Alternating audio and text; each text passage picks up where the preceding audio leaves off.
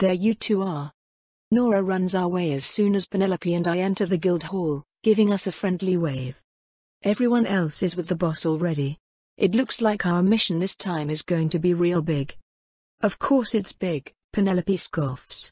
Every mission is going to be big with a third of the guild dead. The singing lady told me we're going after that talking Hyvarrock monster we let get away last time, I say. I sure hope if that's true, we aren't going alone. We don't really have the firepower to put that thing down. Oh, I wouldn't worry about firepower this time, Nora answers with a grin, leading us into the room where everyone else is standing. I assume she means that the 3 super powerful souls inside are going to be part of our team. I'm definitely a fan of that. Any of them feel like they could match the creepy monster on their own. I recognize them, though I'm not exactly sure from where. One soul like a dark whirlpool, another a glow of pure heat, and the last one feels like some sort of bladed pastry. A sword cake. I like that one, that one's my favorite. Welcome Penelope, Vita. The branch leader says, opening his arms to us in greeting. This is Alan, Matteo, and Netta. Your teams are going to be joining each other for this mission. We've met, Penelope dismisses. We were all in here to decide distribution on the last mission, remember? Please make sure you're getting enough sleep, Kron. Who's Kron? I ask. Everyone in the room turns to stare at me. That would be me, the branch leader says. Oh. That makes sense. Orville, how is your team still alive? The whirlpool soul person says. Netta, I'm guessing, since I think Alan and Matteo are boys' names. She's much more competent in the forest than she is in a conversation, Master, Orville answers, diligently coming to my defense. Vita, what's your sensory range up to? About 750 yards, I answer immediately. Wait, the heat-souled man says. Before the last mission I explicitly remember you saying 450. Yeah, that's right, I agree, staring at him blankly. I improved. I'm hoping to get up to 800 this trip. Vita recently got reprimanded for spending a few days in the forest alone, Nora adds, wrapping an arm around my shoulders. She's a genius hunter. Don't worry about the vacant expression. Vacant expression? I ask. Wait a minute, I got reprimanded? You receive less pay the days you're in city but don't report in, the branch leader. Kron, I guess, answers. New policy. Do I at least get a cut from that pentapete hide I brought back? He sighs. Yes, you do. But anyway, regarding your actual mission, it's clear that our traditional team compositions are no longer effective against the current threat. So we are switching to a new strategy where we combine multiple complementary teams into larger forces that take on fewer missions. It's not ideal, but we need to focus on success rates even with the dire number of missions coming in at once. I won't lie to you, we have been getting crushed out there. Templar squads are coming back barely intact, and the king is considering placing us in a state of war and mobilizing the army. Your mission is fairly simple, find and slay the monster that killed Second Lord and Second Lady Tafdan in New Talsi. As well as every damn Vrithitso between here and there. Everyone except Penelope and I nod in affirmation. I glance in her direction, quickly realizing that she doesn't want to vocally admit that she also has no idea what that word is. What's a Vrothizo? I ask. It's the name of the evolving creatures from Hyvarrock, the branch leader answers. Apparently one of the off-island traders recognized them, and they had very bad news for us. Not only do these monsters grow fast, but they breed fast too. The larger they are, the more eggs the females can lay. So we're dealing with a potentially exponential threat here. It is imperative that you seek out and slay as many of them as possible. We all nod. I'm not sure how to feel about this revelation. On one hand, more food for me. On the other, well, I just wish the food wasn't so frighteningly competent at biting back. These Vrithitso are capable of damaging souls, which really puts me on the back foot against them compared to every other kind of monster. As dangerous as they are, however, my plan doesn't really change. I'm going to outgrow them. I won't let them stand in my way. Shall we head out, then? Mr. Swordcake Soul asks. Or does anyone have something they need to take care of before we leave? If you have any loved ones, it may be a good idea to visit them, just in case. I'm good, Orville grunts, glancing up at Netta. My mom's on the way, If that's all right, Nora says. We live on one of the farms outside the walls. I think it's the same direction. I should definitely go say goodbye. Bentley insists. I'll be right back, I promise. In that case, I should go apologize to my girlfriend, Firesoul Guy sighs. I won't be long either. They run off, the rest of us exiting the room somewhat more slowly after them. What about you, Vita? Nora asks. Gonna go visit the kiddos? Nah, I shrug. I'll be back to see them afterwards. It's best not to be overconfident, Cake Soul says. Any of us could end up in the Mistwatcher's clutches before mission's end. You should meet him without regrets, if it comes to that. I snort incredulously, not bothering to respond. Vita isn't exactly what you'd call religious, Penelope tells him, chuckling lightly. And neither am I. We have no intentions to end up dead, and I've no one to tell anyway. We won't hold you up. Now Penny, I expect that from, Nora says, but you're really not religious at all, Vita? I told you not to call me Penny, Penelope grumbles. Why would I be? I ask. The church has never done anything for me. But how can you not believe in the Mistwatcher? You've been to the edge, right? I scowl over Nora and the Cake Soul Guy, both of whom seem a bit confused and disappointed in me. I mean, I know there is a Mistwatcher, I tell them. The islands certainly only exist because that thing tolerates them, and I know it gives people souls and takes them when people die and all that shit. I just don't want to worship it. Alan scowls as I call his god that thing, apparently less than pleased by the description. Oops. Huh, Nora murmurs. I don't know, I just find it comforting. I'm glad that my family is in a better place now. I really don't want to talk about that, I grumble, unwilling to correct her. Nora's eyes go wide as she misinterprets what I meant. Oh, shit, I'm so sorry, Vita. I shouldn't. Sorry. I sigh. Angeline. Nora thinks Angeline's soul is with the Mistwatcher, but I'll never let that become a reality. It's fine, I tell her. Let's just talk about something else. Nora looks around, awkwardly scratching her head as she seeks another topic of conversation. So, Orville. And Netta, right? Is she your teacher, Orville? He nods. Master Netta taught me everything I know, he confirms. She basically does what I do, except 1,000 times better. I suppose that's one way to describe it, Netta grunts. You call her master? Penelope asks. Seems a bit old-fashioned for an apprentice. He calls me master because I bought him, Netta answers, crossing her arms. He's my slave. A Sigildian. You'd best have improved yourself since last time, Orville. Orville smiles a little at that, nodding. You're going to be impressed, Master Netta. I promise. Wow, that's a lot at once, Nora breathes. How come you never told us you were a slave, Orville? He sighs. I mean, it's not really relevant. I hold a normal job the same as the rest of you. My birth parents were both prisoners of war, so I never really got to meet them. They weren't legally allowed to have me, so I was sold off. I hardly remember any of it. Master Netta is basically my mum. Netta claps him on the back of the head. None of that, she snaps. No one else was going to buy a talentless foreign brat like you, that's all. You were cheap. Yeah, he answers, smiling to himself. What's a Sigildian? I ask. Also, woo, slave buddies. Woo, Orville responds flatly, half-heartedly raising a fist in a cheer. Sigildia is one of the countries we fought a war with 40 years ago, Vita, Penelope answers. We defeated them, claiming a significant amount of their former territory, and understandably we have had poor relations with them ever since. Orville has white hair, as I'm sure you've noticed, which is a trait mostly exclusive to native Sigildians and Baldanese. Huh, I say. What say? Baldon is the other country we fought with, Vita, Penelope sighs. Although they have, of course, cut off all reasonable possibility for either alliance or hostility, so they're mostly out of the picture. Neat, I decide. Eventually, the others return and our mission officially begins.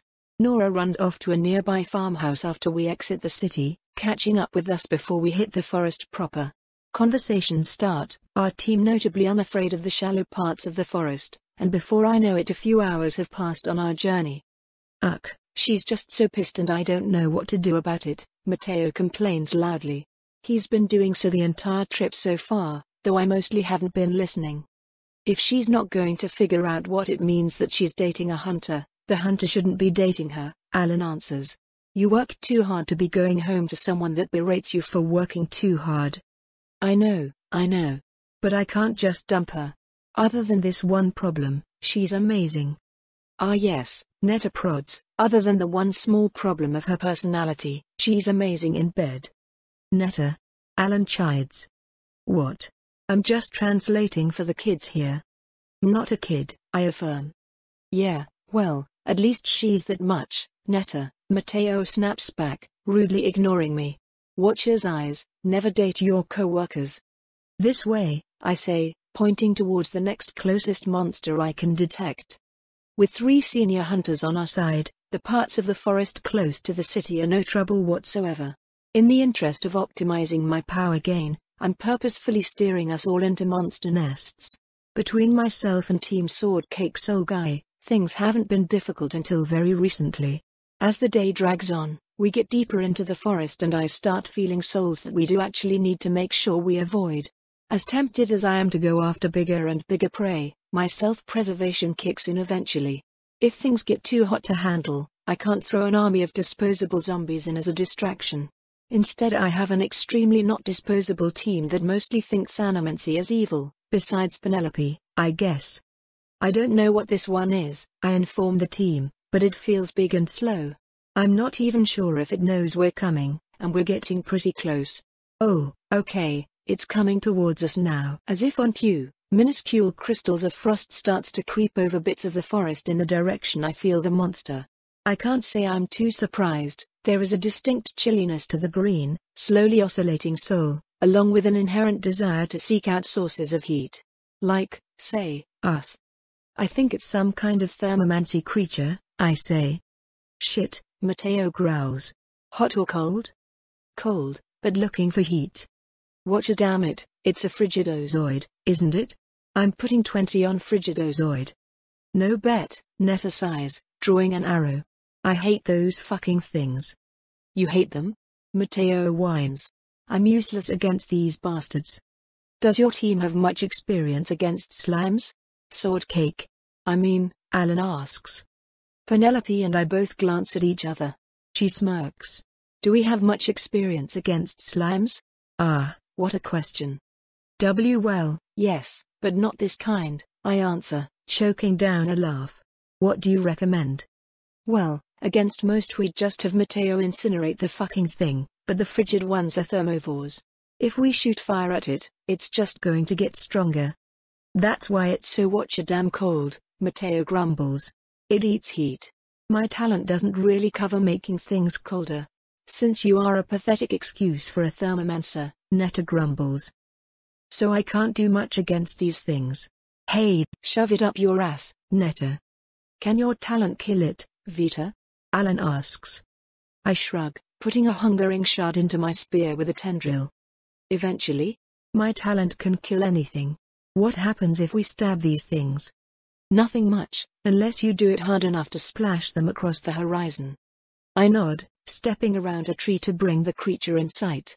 A giant, transparent pile of sludge oozes in front of me, leaving a film of ice everywhere it touches. The similarity to Penta's true form is striking and obvious, although this creature is substantially easier to see both from the frosted terrain around it and from the fact that it is about 3 times my size. It creeps towards me at a glacial pace, though I suspect if I actually touch it, things will go poorly for me. Are these things always this slow? I ask. Maybe we can just walk around it. We could, but it would follow us and catch up when we camp, Alan explains. They're slow, but they never get slower, never tire. They have limitless endurance up until the point they die, and with Matteo here it's unlikely it'll veer off to seek other prey. I sigh, getting close enough to flick my spear inside the thing. Immediately, the shaft of my weapon drops in temperature, and when I pull it out the spearhead is covered in a layer of ice. I did successfully carve out a chunk of soul, however, causing the Ozoid to recoil in pain. It's still too big. It's a shame we don't have the time to study it, Penelope sighs. Ozoids are some of the only truly magical creatures out there, you know. Considering the pervasiveness of mana, it would be expected that many species develop a reliance on it, but this isn't actually the case. They are functional without magic, even if they are capable of magical feats. Certainly, they may lose out on incredibly important day-to-day functions without magic, but they won't outright die. Oozoids are among the only exceptions to this, being completely reliant on magic to even remain intact. I glance at her, a wordless communication passing between us. Oh yeah? I say. Hit me with that mana sight spell, would you? Oh no, they're both smiling, Nora says. Everyone be on guard.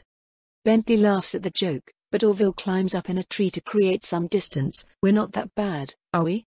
Penelope taps me on the hand and the thick fog of color representing magic of the world descends around my vision.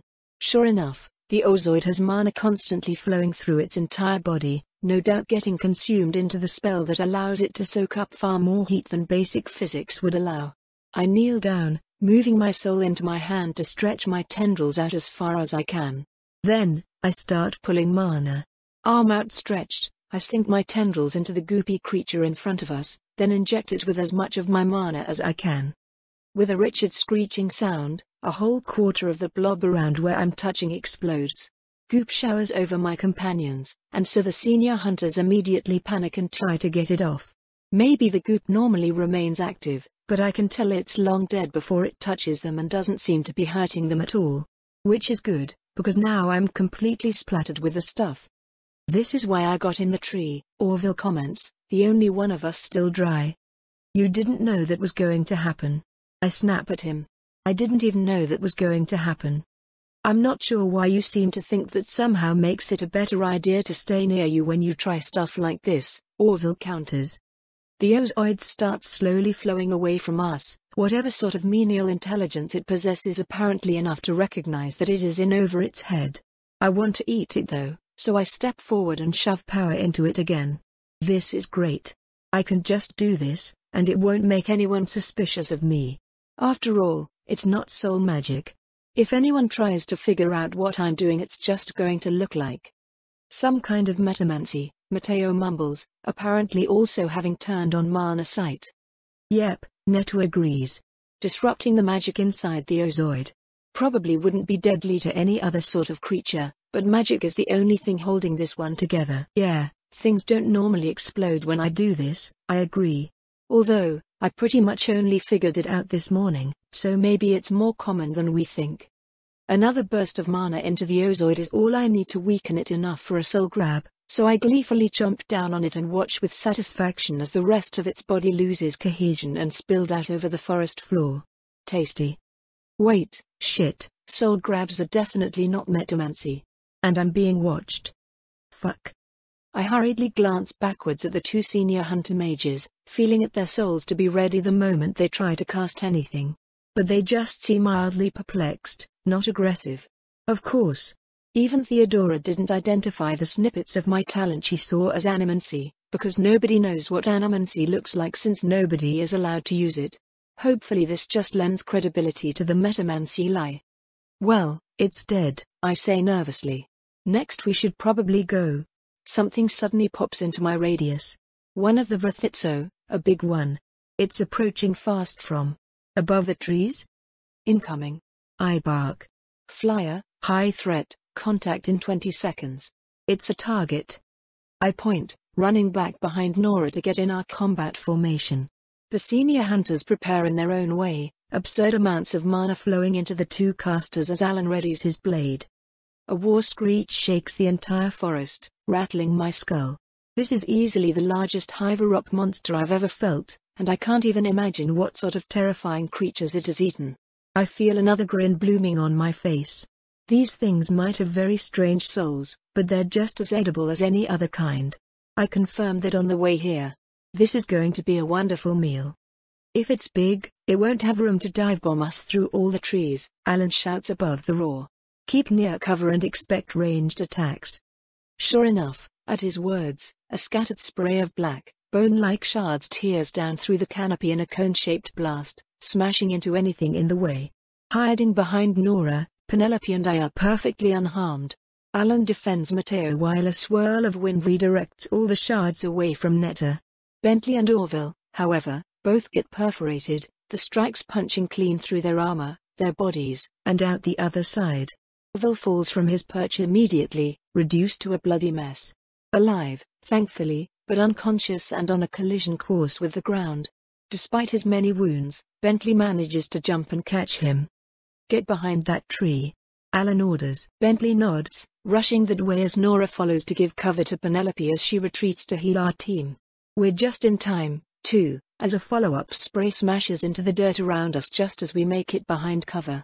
Netta and Matteo both unleash retaliatory fire in the direction of the attack, eliciting a screech from our assailant.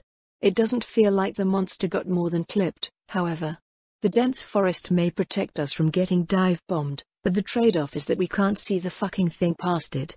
I can feel it, but the tree canopy is too thick and we don't have a clearing that will give us a visual on whatever is attacking us from above. Both sides are stuck shooting blind at each other.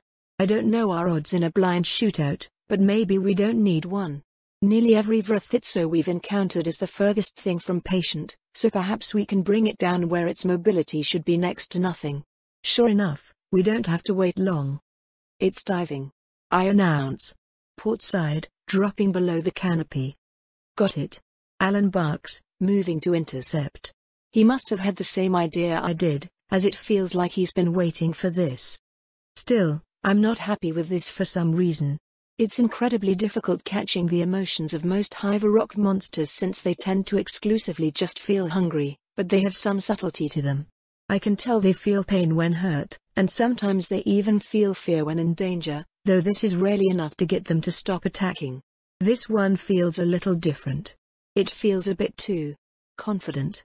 And as it dives down out of sight, where it should be far too large to fly at all, it doesn't seem to be slowing down. Why isn't it diving on top of us? The Vrithitso finishes its dive, quickly leveling off just above the ground and shooting straight forward, utterly ignoring the half-dozen adult trees in the way.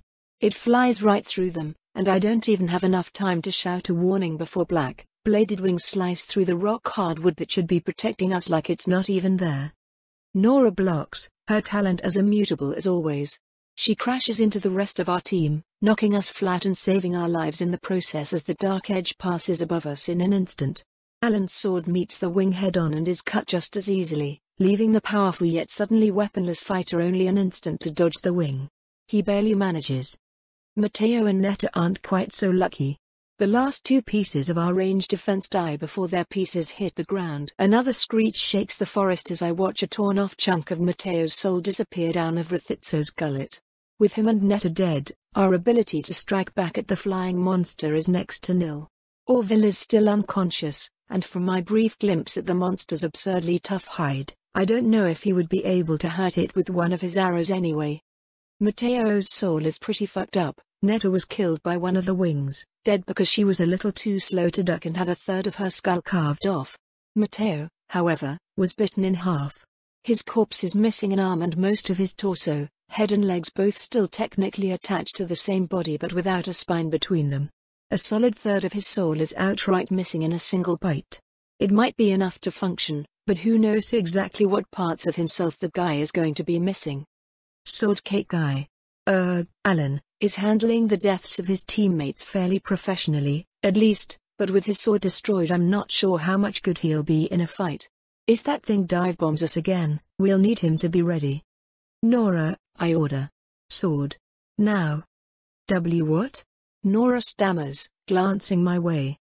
I grab Penelope and Orville, yanking them away from the newly created clearing of felled trees and tossing them behind cover right before another spray of black bone shards crashes down around us.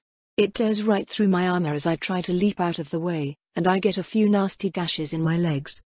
Throw me your sword. I snap. She recovers from the shock of the attack, thank fuck, and does as I say without further questioning. I shove one of my hungering shards into the blade and then throw it back at Alan. Alan. Catch. He does so without even looking my way, nodding in acknowledgement as his eyes stay peeled on the canopy, face hard. His team and his friends are dead, and he's out for revenge. Good. He's pretty much the only one of us that stands a chance at killing that thing. Another spray of shards explodes around us, but I keep myself and my team in cover. Penelope, ETA to Orville? I snap. 2 minutes, as a conservative estimate. I assume that means the others are dead? Very dead, yes. 2 minutes and 10 seconds, then, Penelope says. You're going to be a lot more important. Hold still. I scowl, but do as she says. Is there something I can do? I rack my brain for strategies. The Vrithitso is up in the air again, pestering us with more ranged attacks, but no doubt it's going to dive bomb us again soon. So if it's going to charge right at us, whatever buff you're casting, give it to Nora, I tell her, shoving my spear tip with an entire cluster of hungering shards. Nora, when that thing comes down on us again, plant and reinforce my spear. Let the motherfucker impale itself. Nora nods in assent, finally having met back up with our cluster after getting knocked over a couple times by the incoming scattershot. Penelope hits Nora with a spell and she takes my spear, moving in towards the monster's likely next target, Alan. The Vrithitso like to go after the bigger souled targets first, and Alan is definitely the strongest one here. Other than the Vrithitso itself. I fucking warned everyone this thing is high threat level. That means stronger than us. A lot stronger, really. I am definitely looking forward to this meal. There's no chance I'm letting this fucking thing get away, or get the better of me. It's diving again, I announce. Coming from aft port. I point, everyone but Nora and Alan getting themselves flat to the ground. I am well aware that there is a solid chance this thing has more than 2 strategies and we are all about to get completely fucked, but we're just going to have to prepare as best we can and hope we're fast enough when that inevitably happens. The dive comes. With so many collapsed trees all around us, I can see its approach this time and really get a good look at this monster. Pitch black, like every other Vrithitso has been, it descends as a crescent shadow against the trees. Wide and flat, its wings are splayed outward like a giant bat. The front side of the bones giving them shape juts out through the skin, creating an obsidian-bladed edge with magical energy flowing through it like water. The creature barely seems to have limbs, so I don't know how it would land from the air. Claretta reported that Vrithitso never seemed to sleep, so perhaps it never does. The monster opens its jagged toothed mouth as the dive levels off, and in an instant all that speed it had been gathering is turned directly towards us. Or more accurately, towards Alan. Nora is ready, however, bracing the spear against the ground just in time to have it tear into the monster's wing. Its own speed and weight used against it, Nora's talent prevents the spear from snapping as it gouges through the beast. I may have miscalculated how truly massive the Vrithitso is, however. Even with my many shards tearing the life from it, my tendrils find no purchase on the soul as I lie on my back, the wing passing barely a couple feet above me. Worse, my spear gets stuck inside the wing, the tip pushed through the membrane and clear out the other side. As the Vrithitso passes us, it takes my weapon with it. And therefore my last idea on how to kill the damn thing. Along with Alan's life. Perhaps he was blinded by rage and grief, perhaps he made a miscalculation. Or perhaps the Vrithitso was simply too fast for him. I wasn't watching and didn't see, but he's dead now, one arm and his entire head disappearing down the Vrithitso's throat. I do note, at least, that he managed to give the bastard one last thing to regret. I feel the shard in Nora's sword wedged inside the creature's mouth, dangerously close to passing through the monster's head entirely. Just not close enough. Fuck. Fuck, fuck, fuck. From here on out I have nothing but batshit crazy ideas. As we cower from another scattershot, I look up and note with fury that now all the damn trees are out of the way. Netta would have had a clear shot to murder this thing if she had only fucking survived. But no, our goddamn senior hunters had to die in the first 2 passes. What kind of bullshit is this? I guess credit where credit is due, literally all of us other than Alan would have died if not for Nora's talent. But it was just delaying the inevitable. We're out of options, out of weapons since they're all either broken or lodged inside the Vrithitso. All we have left is Bentley's axe, which I doubt will be of any use in cutting the Vrithitso unless it's being held by Alan, and Orville's bow and arrows, which the rest of us aren't trained in using. And the only person that could damage the thing with them anyway is fucking dead. I scowl, taking only a moment to grind my teeth in frustration before I make the inevitable decision. I refuse to die here. If this gets me killed later, well, I'll figure that out then. Nora. I bark. Cover me. We're going to the senior hunters. A thunderous crash deafens us for a moment as Nora blocks a blast from above, staggering as she approaches me. They're dead. she shrieks. I know. I yell back, ears still ringing as I sprint underneath the safety of her upraised shield. Trust me? She swallows, nodding immediately. We start to run, Orville's bow and arrows in my hands, just in case Netta's broke when she had part of her head carved off. You got a plan, V? Nora asks, barely managing to avoid falling on me as another spray from above almost knocks her over. Yes, but you are going to hate it, I mumble. In terms of your talent, do corpses count as objects? Probably. I've never tried. I gather 3 soul shards, each in their own tentacle. Well, try, and also try not to freak out. What does that mean, Vita? Another spray of bone crashes around us, and immediately afterwards I burst forward, tentacle-enhanced limbs drastically stronger and faster than Nora's best pace.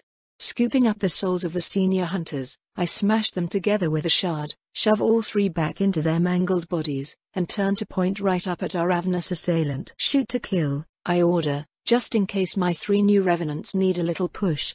Netta only has one eye now, a diagonal chunk of her skull from scalp to cheekbone having been sheared clean off over the nose. Even without depth perception and with a brain exposed to the open air, however, her movements lack the slightest touch of hesitation as she retrieves her bow, draws mana, and fires a thunderous shot up at the visible Vrithitso. Her arrow punches a hole right through its left wing, causing the monster to shriek in fury and retaliate with another cone of deadly shards, blasting out from its mouth. Nora having not quite reached us, Alan jumps to my defense, the shards crashing into him with the same clang caused when they hit Nora's shield. I shoot a grin her way, thankful for the timely ranged reinforce that I know is so difficult for her to pull off. It probably saved my life, since the shards had a good chance of punching right through Alan's body and subsequently my own without her intervention. I don't think she's smiling back, though. Her eyes are locked on mine, and though I cannot see her face through her helmet, the terror, revulsion, and betrayal I feel in her soul paint a clear picture. My smile drops. That's a problem I'll have to handle later. She's on my side for now, which means I and the rest of us all get to live. Netta wastes no time firing another shot, then another, which is followed up by a massive gout of fire from Matteo, having finally used his one arm to flip the top half of his body face up. The Vrithitso's flight finally fails, an impotent scream erupting from the monster's throat as it falls into a tailspin and finally dies as it crashes headfirst into the ground. Gleefully, I run over to pick up its soul as well as the pieces of it my hungering shards have collected. It's genuinely incredible how massive and how powerful this monster has gotten in the short time it's been alive. And now that power is all mine, I start breaking apart the massive, void-like soul into more easily digestible chunks, knowing I don't have a chance of being able to store something this large for later. Not that I want to. Ooh, this is gonna be... Vita. What? I snap, glaring backwards. I'm eating here. Nora glances back and forth between me and my revenants, each of whom seem to be examining themselves with a mix of confusion and dread. Matteo can't stand, his legs somewhat useless as only a smattering of abdominal oblique muscle connects his chest to his hips. Without the threat of danger or the demand of one of my orders on his consciousness, he has defaulted to staring in vacant horror at his own intestines, which dribble out from the wide nothingness where his stomach and ribs once were. Netta flexes one hand, her other feeling at the new cavity in her skull and the useless lump of matter that was once her brain which rests inside. Alan, meanwhile, is completely headless. He seems to be trying to look around, as if he is somehow aware of his surroundings. I suppose, now that I think about it, my revenants are unlikely to have ever been using their eyes to see. It is not as though the eyes still work, even if they happen to remain inside the body. Tell me this isn't what it looks like, Nora pleads. And what does it look like? I ask, sighing. Because it looks to me like I just saved your and everyone else's life. You're welcome. You're a necromancer, she accuses, spitting the word. I know I expected it, but it still hurts a lot more than I thought it would. It's my talent, I growl. I didn't ask for this. I didn't seek it out or learn any of it on purpose. Don't look at me like that. I point an accusatory finger at her, causing her to take a step back. Again, I can't actually see her expression, but I can tell. She's judging me, coming up with all sorts of crazy nonsense in her head. After everything we've been through, is it really all wiped away because of this? There's no such thing as an animancy talent, Nora counters, parroting bullshit as if I'm not walking proof of its falsehood. Well, I have one anyway, I snap. I'm obviously not casting. What do you want me to say? My tendrils finish peeling off an edible chunk of the Vrithitso soul and I slurp it down, shuddering a little as the power flows into me. Netta's head snaps my way, her eyes wide. Hey, I must register on her danger sense. I shoot her a grin. Only a bit hesitantly, she smiles back. Wow. It feels so nice to have people that are supportive. I believe her, Bentley stammers. Glancing back over where Bentley, Orville, and Penelope are, I see that Orville is healed but not conscious, his head resting on Bentley's lap. Penelope's attention is now on Bentley's wounds, which she is quickly repairing. It's Vita, he says. She's our friend. She just made a bunch of zombies. Nora blurts, her voice shrill. Revenants, I correct. They have to go back to the Watcher. This is wrong. She's trapping people's souls in agony. Agony? I scoff. Hey Netta, are you in agony? Surprisingly, no, Netta answers. Not even the hole in my head hurts. This is a bit surreal, but overall I feel fine. Bentley and Nora both gape at the talking revenant. Matteo doesn't have lungs and Alan doesn't have a fucking head, so they can't talk, but I can ask them later. Not that I don't already know their answer. Look, Nora, I start, I get that this is heresy or whatever, but without Netta, Matteo, and Sword Cake, we will fucking die out here. Right? This is an emergency. We need this, not just for ourselves but to kill the monster currently terrorizing a town. Sword Cake? Penelope asks, raising an eyebrow. I mean Alan. I just can't believe you hid this from us, Nora breathes. You can't believe I hid this from you? I ask incredulously. I just saved your life and you're treating me like I ate your fucking firstborn. Why the fuck do you think I didn't want to tell you? This is exactly what I was afraid of. We've fought together for months now. Can't you give me the benefit of the doubt here? She's right, Bentley agrees. Please, Nora. I'm freaked out too, but it's Vita. It'll be okay. I inhale another chunk of Vrithitso soul, having more than said my piece. I'm a little miffed that Penelope isn't rushing to my defense, though knowing her propensity for scheming she's probably just trying to set up a better situation, or keeping plausible deniability. Coming from Bentley, the words probably hold more weight anyway. Besides, I don't want to be fucking defending my right to be myself. I just want to finish eating this soul. Is it really too much to ask? Okay. Fine, Nora relents. We'll use them to help save the people of New Talsi. Someone has to, and Bentley's right. You're still you, V, yeah? Of course, I confirm, swallowing more soul. I smile a little, feeling out Penelope and finally getting the impression that she's weaker than I am. About time. And you're not gonna just wipe our memory or something? Nora asks. I can't even do that, I say. That's cognomancy. My talent only covers necromancy. I bring the dead back to life, sure, but all the really spooky stuff is out of my wheelhouse. Not strictly true, but true enough. Nora nods slowly. Okay, she says. I guess we'll do this. For now. Until we don't have to anymore. But then we need to release these people to the Mistwatcher, okay? I shrug, crawling over the body of the Vrithitso as I physically retrieve the weapons stuck inside it. Miraculously, my spear didn't get smashed to smithereens during the crash, which is quite a relief. I reabsorb the hungering shards in it and the sword, saving the last bit of Vrithitso for dessert. We can worry about that if we survive, I grumble non-committally. I doubt this is going to be the last monster between here and New Talsi, not to mention having to deal with that creepy talking one. Fine, Nora relents. I'm sorry I freaked out, it's a lot, okay? I know you're trying to do the right thing, and I'm sorry. We'll talk, okay? Oh, good. I can feel she's gone from purge the heretic to teach the sinner, for she knows not what she does. I suppose that's an improvement. I'll take it. Maybe I can teach her a thing or two instead. Just don't let anyone else die, I tell her. Or re-die, for that matter. Can you keep the revenants protected if they get attacked again? We absolutely need their firepower. I can try, I suppose, Nora hedges, casting another nervous glance in the direction of the undead. I definitely can't protect all three at once, though. That's fine, I shrug. You probably won't have to. Vrithitso seemed to target the strongest person first. I finish off the last of the soul, feeling the absurd amount of power swell within me.